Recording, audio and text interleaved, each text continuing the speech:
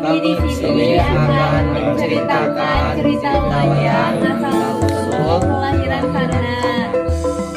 Saya di sini sebagai Adipati Karna. Saya sebagai Dewi Kunti. Saya sebagai Raja Surasena. Saya sebagai Dewa Surya. Selamat menyaksikan.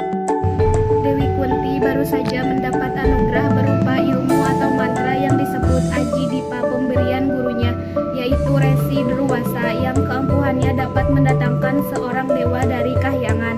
Tentu saja mantra itu tidak boleh dipergunakan di sembarang waktu, terlebih di saat sang surya sedang menyinarkan cahaya karena akan mendatangkan malapetaka kepada dirinya. Namun rupanya sang dewi merasa penasaran, ingin mencoba sejauh mana mantra itu. Dengan tidak memperdulikan akibatnya, ia bersemedi dan membaca mantra justru di saat sang surya sedang berkuasa menyinari alam Marcapada. Dikala sedang bersemedi, tiba-tiba muncullah seberkas cahaya yang sangat terang masuk ke dalam kamar, dan cahaya itu redup menjelma menjadi sosok tubuh laki-laki berwajah tampan yang tak lain adalah Dewa Batara Surya, berdiri di hadapan sang dewi dan berkata, Wahai Dewi, akulah Dewa Surya penguasa alam siang. Aku datang memenuhi panggilanmu, dan aku akan menanamkan benih suci di rahimmu. Tetapi engkau tidak perlu khawatir, keperawananmu akan tetap terjaga dalam keadaan tetap suci. Oh, bagaimana ini bisa terjadi? Bagaimana Tuan tiba-tiba ada di sini? Apa yang baru saja engkau lakukan? Bersemedi seperti yang dikatakan Resi Druwasa, lalu hamba mencobanya, itu saja. Ya, itu sebabnya aku datang memenuhi panggilanmu. Tapi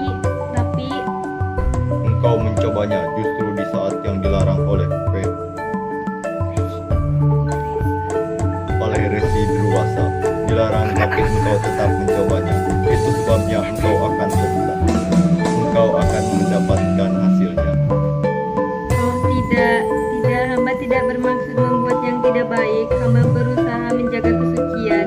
Engkau harus mengerti dan setiap wanita harus mengerti bahwa ada sesuatu yang keluar dari rahimnya. Ya, dan kini engkau telah mencobanya melalui mantra suci, maka engkau akan tetap suci. Usai mengatakan hal itu, Dewa Surya lenyap dari hadapannya. Kepergiannya membuat ia ketakutan sebab kala itu dirinya belum bersuami. Kehamilan itu pun diketahui oleh ayahnya, yaitu Raja Surasena. Raja Surasena berkata kepada Dewi Kunti dengan nada marah, Bagaimana bisa engkau hamil, putriku? Ayahanda, maafkan aku. Semua ini di luar dugaanku. Aku telah mencoba mantra terlarang yang diberikan Resi Druwasa kepadaku.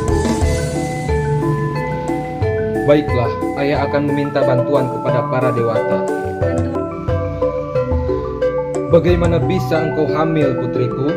Ayahanda, maafkan aku. Semua ini di luar dugaanku. Aku telah mencoba mantra terlarang yang diberikan Resi Druwasa kepadaku.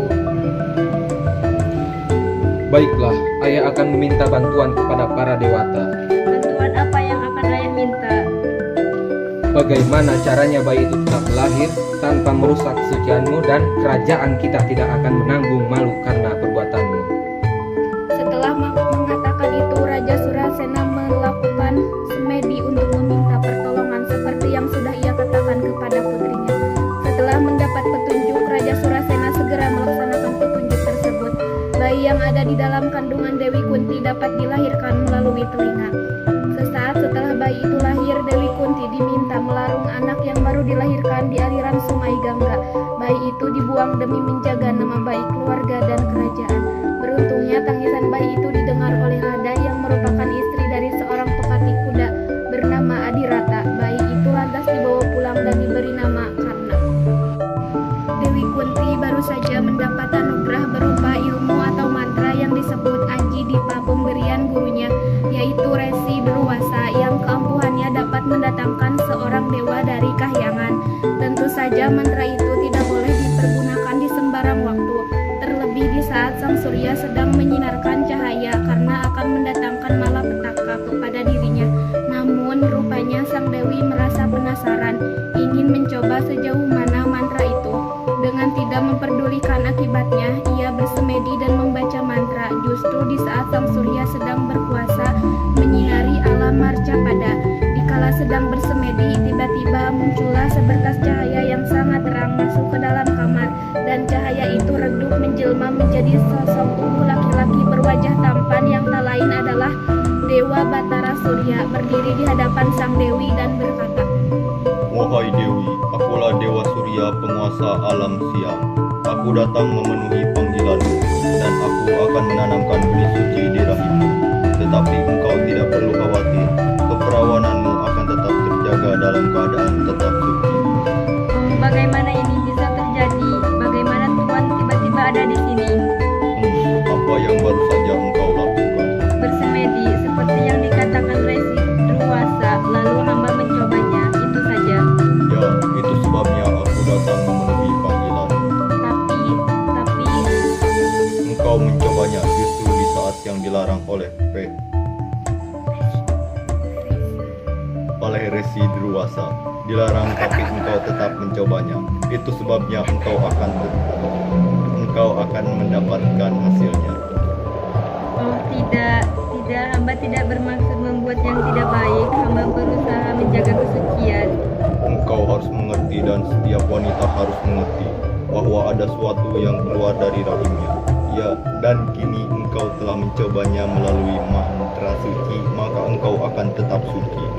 Usai mengatakan hal itu, Dewa Surya lenyap dari hadapannya. Kepergiannya membuat dia ketakutan, sebab kala itu dirubah belum bersemedi.